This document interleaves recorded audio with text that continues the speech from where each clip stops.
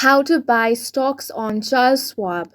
Hi guys, welcome to our channel. Let's begin. The first thing you want to do is download and install the Charles Schwab app on your device. Now launch it open. Here you want to sign into your account. So for that, go ahead and enter your credentials over here. Once you have been signed into your account, you want to tap on the trade option over here. Now in the search bar, enter the ticker symbol or company name. Now you want to enter your order details, select buy option from there and enter the number of shares you want to purchase. Then choose one between market order, limit order, stop order or stop limit order. Then you want to choose day order or good till cancelled order. After that, you want to double check all the details that you have entered. Then tap on place order to confirm.